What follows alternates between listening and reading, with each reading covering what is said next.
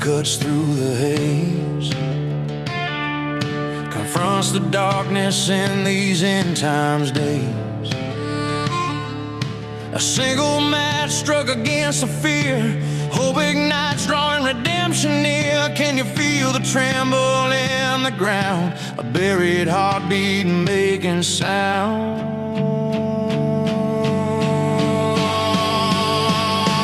We all live in dead America, but the dawn's creeping across the panorama. This dead awaken, change begins from broken places, hope unpins. Yeah, we all live in dead America. One healing spark starts the fire, burning brighter, taking higher.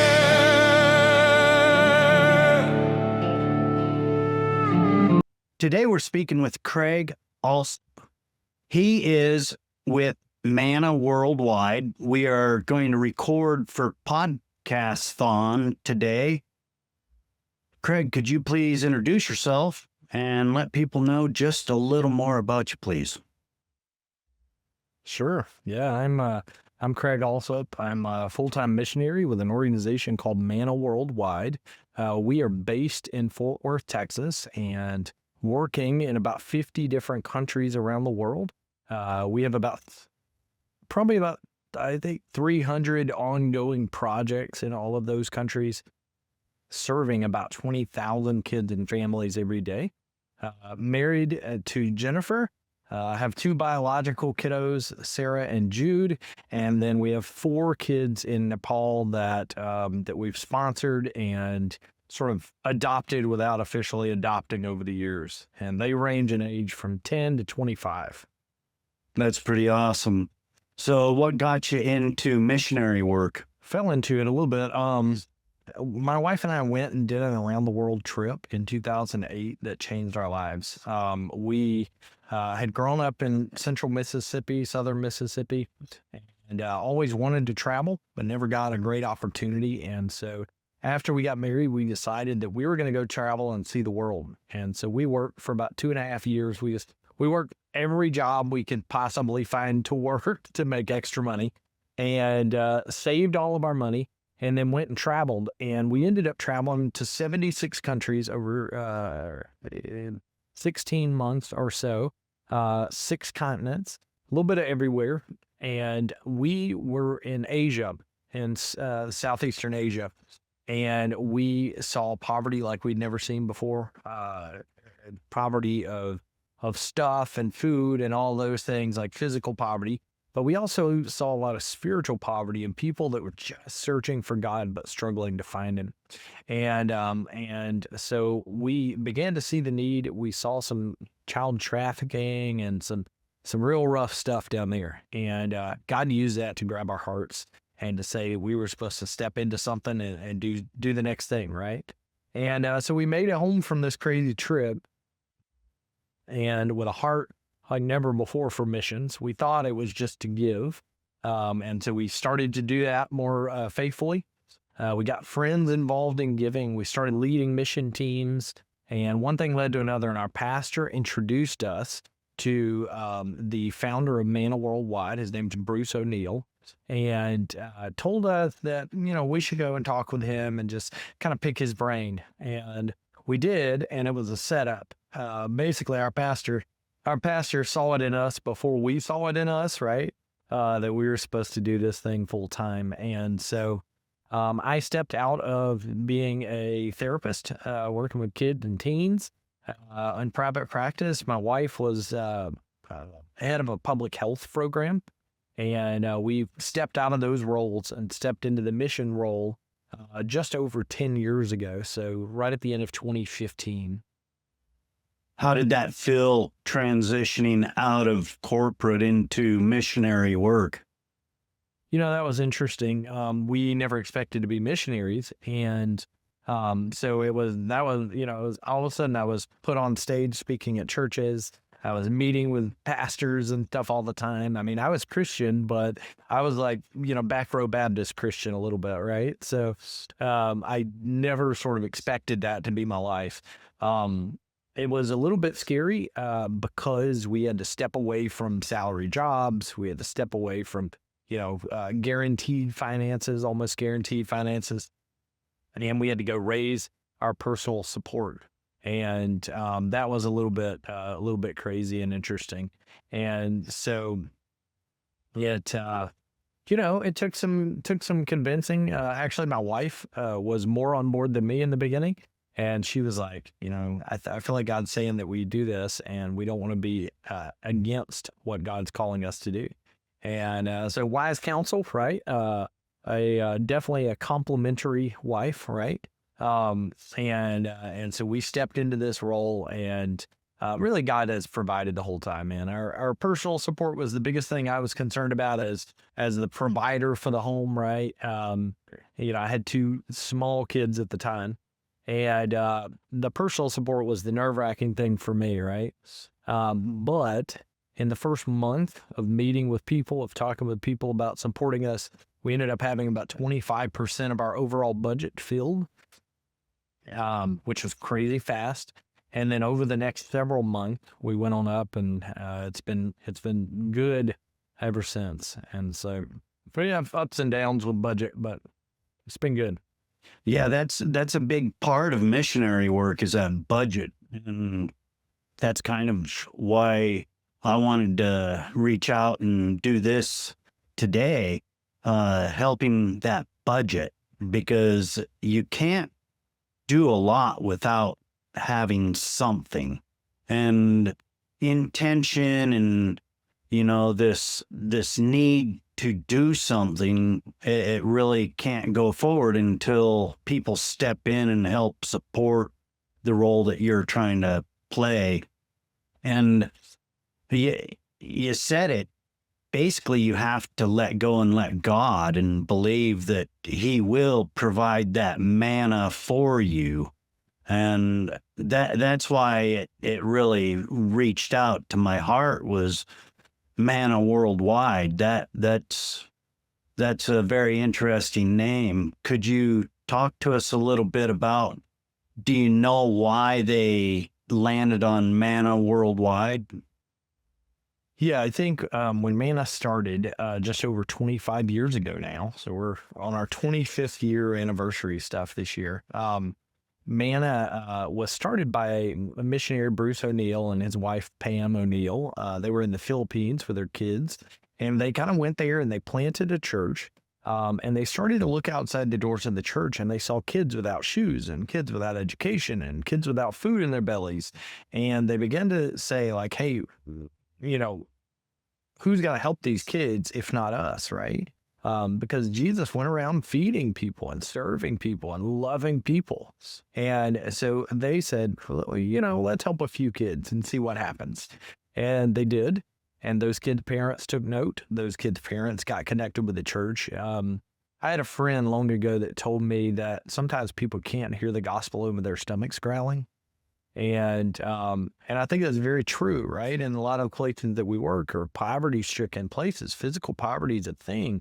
And Bruce and Pam were alert enough to notice that in their community, and they were caring enough to do something about it.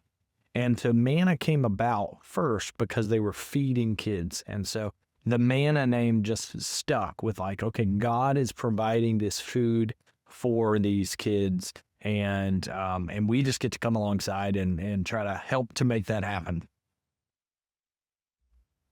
So how does that make you feel when you see actual results? Because going to another country, especially where you've seen some pretty impoverished people, especially children, and the acts that they do sometimes is not, what we expect to be right, but it's what they know.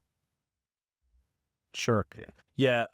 We are working, obviously, like I said, like 50 countries, right? So we're working in Muslim countries, we're working in Hindu countries, we're working in Buddhist countries, we're working in more animistic, tribal kind of religion countries. We're working in places that are hard places. And so you do see a lot of struggle. You see a lot of difficulty. You see a lot of, obviously, spiritual and physical poverty. Um, but God, right? We get to see lives changed. One of our little girls, Sandeepa, she's 14 now. She is, I say our little girl, she's kind of one of our semi-adopted kids in Nepal. She grew up, her initial years of life were in a very impoverished village situation. With parents that couldn't afford to take care of her in the way that she needed to be taken care of, with a witch doctor casting, curses and bad juju over the kids of the village, especially the girls, not wanting them to go to school. And Sandeepa, man, she actually, every time they tried to take her to school for a while, she would be sick and would have all kinds of issues and would be all stressed out and all like these major things. And we found out that it was like this witch doctor tried to like do a curse on her. And we're like, what is this? But then fast forward, right? She gets to our children's home at like 8 years old. She really has had little to no formal education up to that point. She's way behind. But she gets to our children's home. We start to take her to school. She starts to get sick a little bit at first and struggles. And then it was like a light switch. She heard about Jesus in our nightly worship sessions. She began to place her faith in Jesus. She began to sing Christian songs that she didn't even know what all they meant. But, God was just surrounding her with these people that were serving and loving and protecting her. And then all of a sudden it's like, man, a light, switched on. And baby girl stopped getting sick, going to school. She started to excel in school. Now, 6 years later, she's 2 grades ahead of where she's supposed to be because she literally got in school, became top of her class, top of the school, leapfrogged all of her peers to shift up 2 grades. And she's just absolutely killing it. She's brilliant.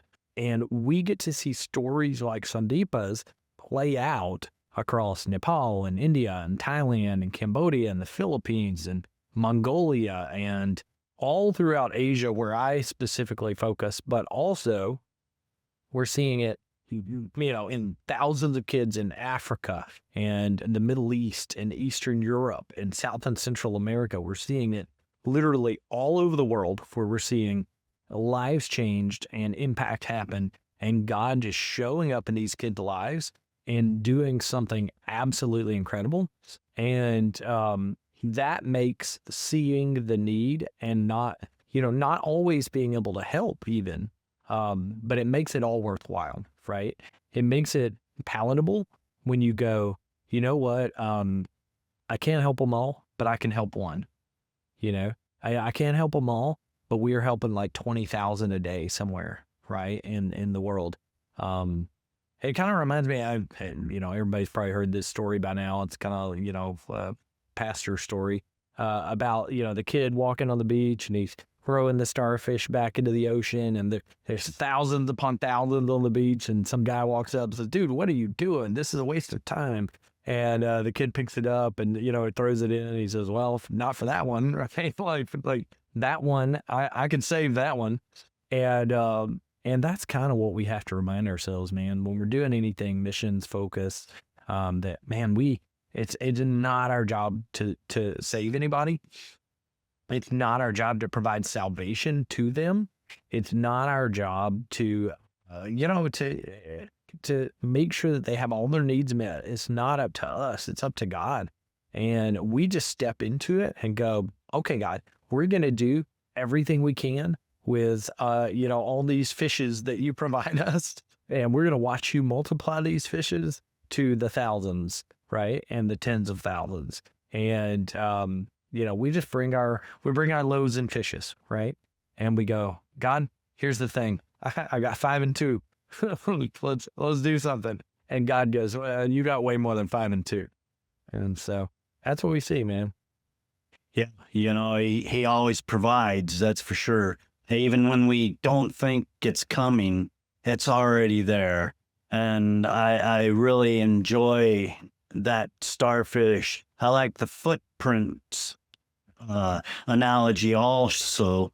And so, you know, on the website, it says there's 2.2 billion children, or about 45%, live in poverty.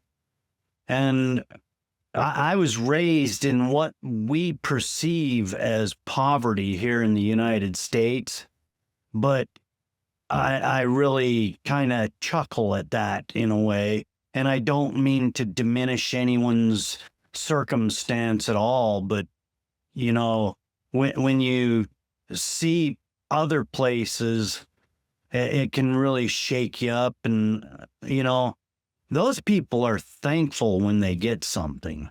And I really think that we need a lesson in humility and being thankful for what we receive here in the United States. And how do we shift the mindset back to that giving principle that we talked about? Because there's a stigma with churches or ministries now where so many are taking advantage. And you're not there to change lives or save lives. You are there to provide what the Lord asked you, and you highlighted that. How does that work in the real world? My pastor, actually, we base here in Fort Worth, Texas, which is where Manna's headquarters is, and we're back and forth around the world, right? But my pastor always says, he says, if you haven't been, frustrated or angered, if you haven't been disappointed by people in a church yet, you didn't go long enough. He said, he says, the thing is, we are not perfect in the church. Nobody is. Nobody but Jesus, right? And so sometimes the church gets a bad rap because of what some individuals do. And that doesn't mean that God is not at work in that church. It doesn't mean that God's not at work in the situation.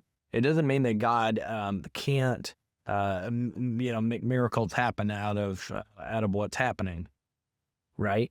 And it also doesn't mean that we get to escape our God-given duty and those commandments that Jesus gave us to love God and to love other people, to serve people, to give to people. And yes, that means financially too.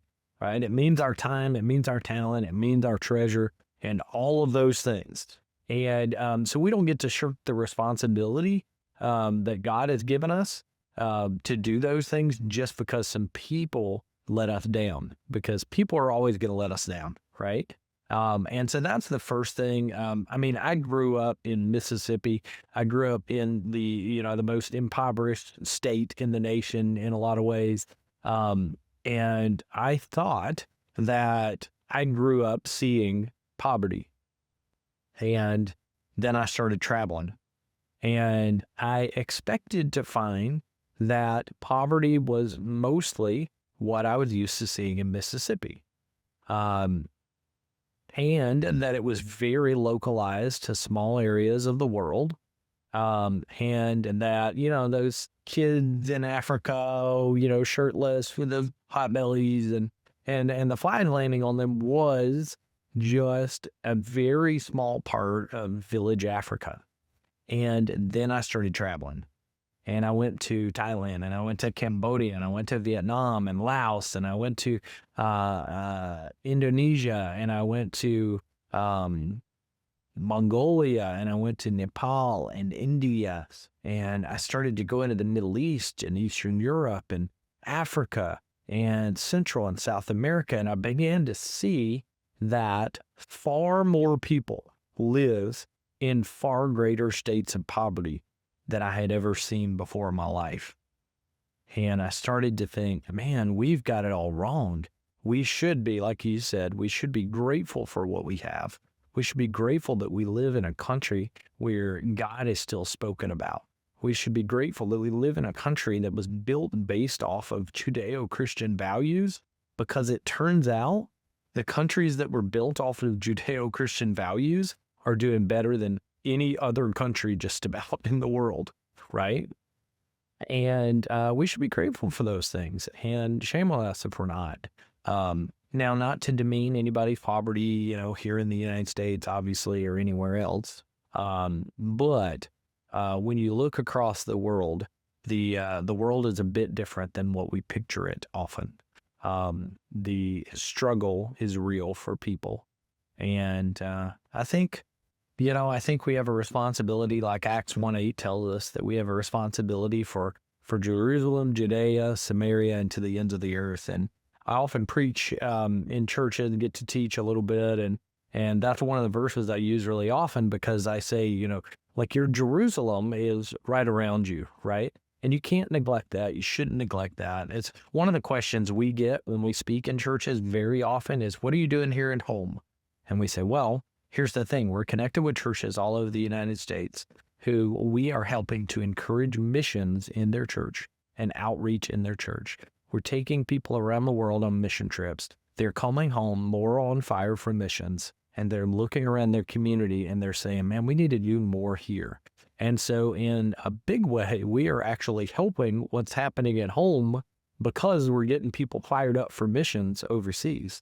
And so what we see in churches is that when they connect with us, when they go and they give and they serve and they support projects and they go on mission trips, is that their giving increases for their church, for those members and the people that those members tell. And so overall, it lifts the church, right? And so it's not an either or, right? Our Jerusalem, super important. Let's get it. Let's go, right? There's tons of organizations here helping in the United States. And then Judea, a little bit further out, right? I like to say that Samaria, to them, when this was spoken by Jesus, to them, this would have said, go to the people in the places that you're scared of. Go to the people in the places that you don't like. Go to the people in the places that maybe don't speak your language, don't worship like you, don't do the things you do. The people that it's easy to snub and walk around, go to those people. And I think, man, that speaks so much truth to us today, is that if we look around with all the crazy division in the world today, and we look around and go, you know what? All those people that culture tells us to hate are the people that we should love, because Jesus said, go to Samaria too, right? And then he says, and to the ends of the earth. And so it's not an or, it's an and. So let's do something for here, there, the people we don't like, and literally everywhere.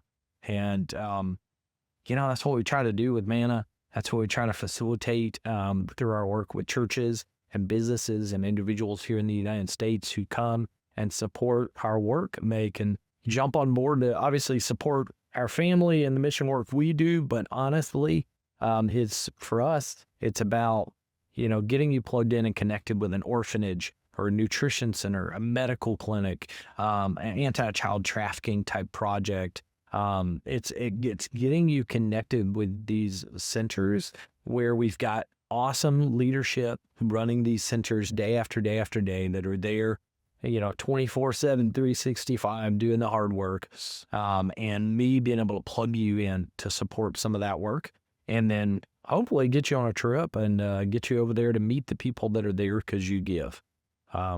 Nothing changes your life like supporting an orphanage and then going and meeting a little baby girl or a little baby boy who gets to live there because you give the money so that they can live there.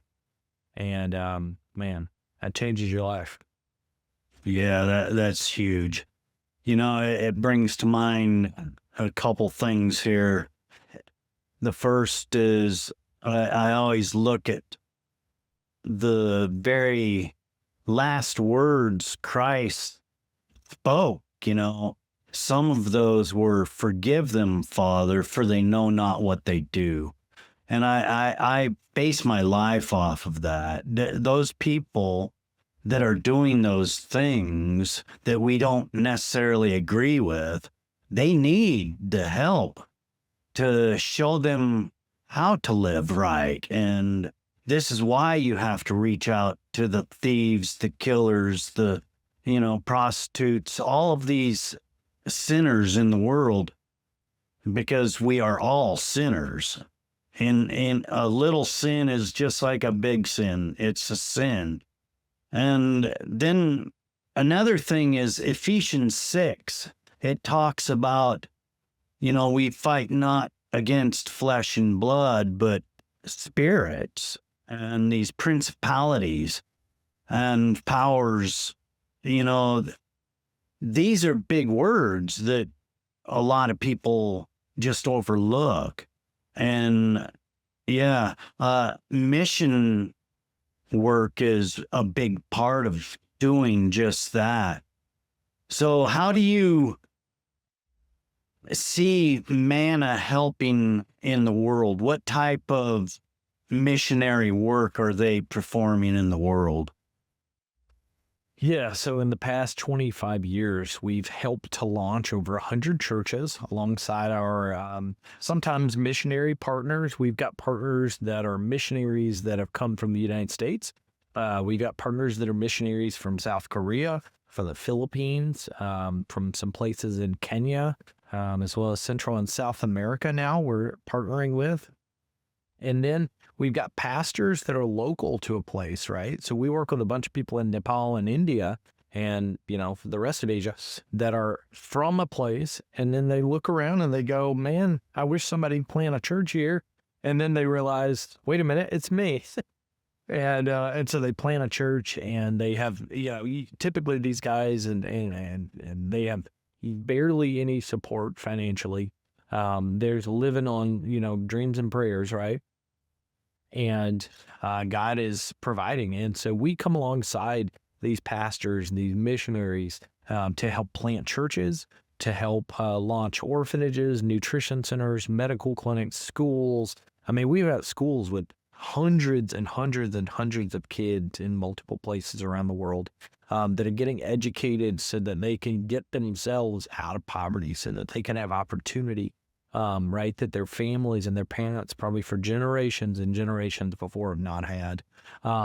Nutrition centers that are putting food in the bellies of kids who are hungry, who are often so in need of food that they can't go to school because they have to work to try to come up with some extra money for their family to be able to feed them, right? And or parents are having to make decisions between do I feed my kids or do I send them to school? Because I only have money to do one or the other, right? And so our nutrition centers come alongside and they help these kids in schoolwork and they help to feed their bellies and they're teaching them about Jesus every single day. And these parents are then getting connected with these pastors, the local churches that these centers are connected with, and they're coming to faith in Jesus in droves. We've got medical clinics, we've got big medical clinics in Cambodia, Central America and Africa and in Eastern Europe that are supporting villages and communities that had literally zero access to medical care in their communities before, but Manna stepping in to say, hey, you know what? Jesus cares about that too. And while we're helping you with your medical, we're going to tell you about Jesus. We're going to give you the gospel. We're going to connect your kids with a nutrition center or a school or for further assistance, right? So we're building out this holistic community, support system in communities that have no support system. And we're seeing God do incredible things. We got orphanages, right, that are taking in kids off the street, that are taking kids that have been taken out of their family by some sort of, social services type system. We're supporting kids that have been trafficked and that have been abused and that have been not fed and that has, that have no other options. And so, those are the things that we're seeing. And all of those things work together to build up the local church, right? We are a local church organization. Really, really focused on how do we build up the local church? How do we connect the community with the local church? how do we make sure that what is done in a community gets seen by the community as this is what this church is doing here to support our kids and our families. And when we do that, when we can do that, what we see is people come to Jesus and people look and go, wow, there's something different about this Jesus. And we got to know, right? And that's the name of the game for us is getting people connected to Jesus and making sure that they have their needs met in all the spiritual ways and all the physical ways as well. So what are some of the programs and ways that people can get involved with Manna Worldwide? Yeah, so one of my big jobs is traveling around the United States, speaking, getting on podcasts like this one, speaking in churches, meeting with businesses, business leaders that want to get involved, meeting with individuals, either online or in person, that want to get involved. And so the ways people can get involved is really to connect with me, to find out about the projects that need support, and to begin to support projects. We're a 501c3, so it's tax deductible and all legitimate and all that stuff. But really to partner with a project long term is really, really, really what we're after, what we want to do to allow people more impact in the world. And then next steps to that would be hop on a trip with us. Man, we've got a Nepal mission trip the beginning of June 2026. We've got another Nepal trip the end of August 2026, beginning of September. And then we've got, what else? We've got Thailand and Cambodia sometime in the fall, likely October or November. And then Nepal and India, the end of December to the beginning of January 2027. And so that's just the trips that I have available. Manna has about 100 trips total that we're leading this year. There are a lot of people out there just like me that are leading trips to Central America, South America, Middle East, Eastern Europe, Africa, and everywhere in between. And so the best ways to get connected is to connect with me through email. My email is c.alsup, c.alsup at Manna, that's MANNA, worldwide.com. Shoot me an email. Tell me you heard me on the podcast. Tell me you would like to know more information. I can send you a list of projects that need support currently, either projects that we're wanting to start, needing to start, or projects that are currently going that are underfunded for one reason or another, that you can jump on to support and help. And I can also send you a list of trips and things like that and get you connected in to be able to go and see the need, see what Manna's doing. Listen, I get it. Like, there's a lot of people asking for money, right? And there's a lot of places that you could put your money, and you earn your money. I get it. But I'm an open book. Ask me any question you want to ask me. Go on a trip with me and see what we do first. Lay eyes on the kids that are there, that need the support. Meet the leadership and the pastors and these missionaries that we work with. And I promised you'll want to get involved, especially if you go and meet them. And these guys are doing a great job. And man, it's a good work to get involved in. So yeah, there are tons of orphanages, nutrition centers, schools, medical clinics, stuff like that around the world that we either have that need a little extra support or that we want to launch, and we're just waiting on the right people to come along to say yes. If it's a church here in the U.S., I'd love to meet you. I'd love to travel and come and speak and share and, set up at a missions conference or maybe just a regular weekend or an event. If it's a business, man, I can come sit down with your team and talk about it. If it's an individual, let me know. We can try to schedule a call, video chat, something like that. Or if I'm in your area, we could stop by and have a chat in person. Yeah, that's always good. I like what you're doing out there. There's a lot of help in the world that is needed. That's for sure. So, is there anything else that you would like to discuss or highlight today before we let you out of here? Let me think. I mentioned my email address a minute ago, just c.alsup@mannaworldwide.com. Obviously, you can go on the Manna website, find a bunch of information as well. It's just Manna, MANNA, worldwide.com. And if you go on there, you'll be able to see some of the countries that we work in. You'll be able to see some statistics. You'll be able to see a list of all the trips and stuff like that are going on.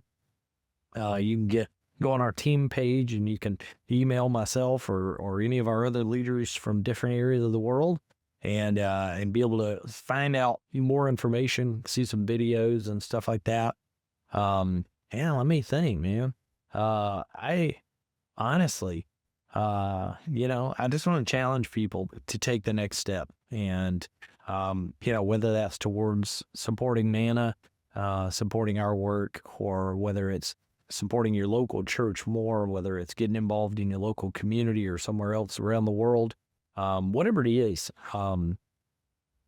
your listeners should understand and should know that do those places good works in front of us that we're meant to walk into, and the more we walk into them, the better life gets, I promise. And the more we walk into them, the more people we get to help, and the more people we get to see come to faith in Jesus, and the more people we get to see with food in their belly and shoes on their feet and clothes on their back and education in their minds to make this world a better place. And so, yeah, man, I just want to challenge people to do the next thing, to do something Christians, right? Then not to just be hearers of the word, listeners of the word, but to be doers of the word. Yeah, amen. I like that a lot. The good book of Jeremiah outlines it well, that he wants good things to come to us. And if you're accepting of that, it happens. Craig, I want to say thank you for sharing today. It's a good ministry that you're doing out there. The world needs more of it. So I hope in some little way this helps. Yeah, I appreciate it, man. Hey, I'm super thankful. I'm getting on a bunch of podcasts this year, really trying to kind of get the word out more about what we do and who we are, and how people can get involved. And so I appreciate you letting me come on and letting me share a little bit about Manna and my heart and what God's doing around the world. It never ceases to amaze me and delight me that I get to do the work I do, and that I get to share these stories of these people that I love so much, and that more importantly, that God loves so much. And so, man, thank you for allowing me the platform to say that they matter, and to make him known more, hopefully, and to make them known more, and to be able to represent them means the world to me. Yeah, I like that a lot. We all matter, and it's thank you for being here today. And I want to say thank you to Podcastathon for having this event to help boost charities around the world. And this is a great charity to look at. And if your tax deduction needs to go someplace, why not here to Manna Worldwide? They help children build a brighter future for tomorrow. Thank you, Craig. Hey, man, I appreciate it. Thank you so much.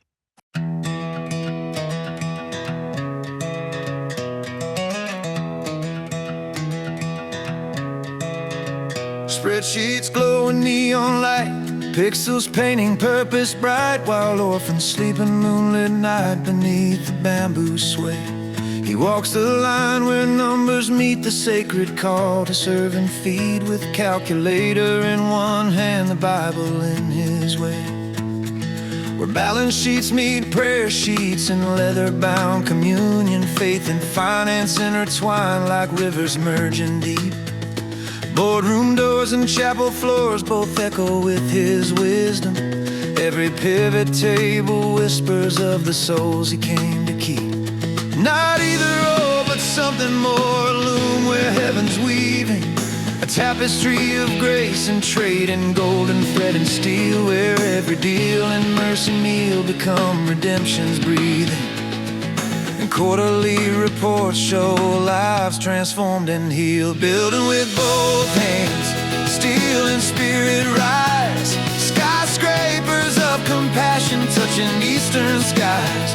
Not just a venture, it's a sacred lasting space, where profit funds the orphanage and salary show grace. Building with both hands, leaving more than gold. Rice fields turn to churches, stories bought and sold. The markets roar like ocean waves against the Manila piers, while quiet prayers in mountain towns lift souls from hungry graves. A lone star light through Shanghai nights, through Bangkok's neon tears, where spreadsheets become altars and business cards say,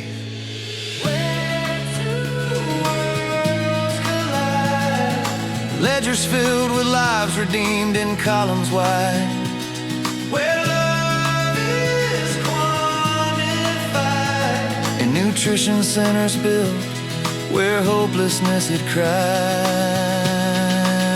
From Dallas desk to Asian streets, the calling never wavers, mentoring young leaders with Solomon's own hands, teaching dads to father while the markets test their favors, planting seeds of kingdom where the desert meets demand. Building with both hands, steel and spirit rise.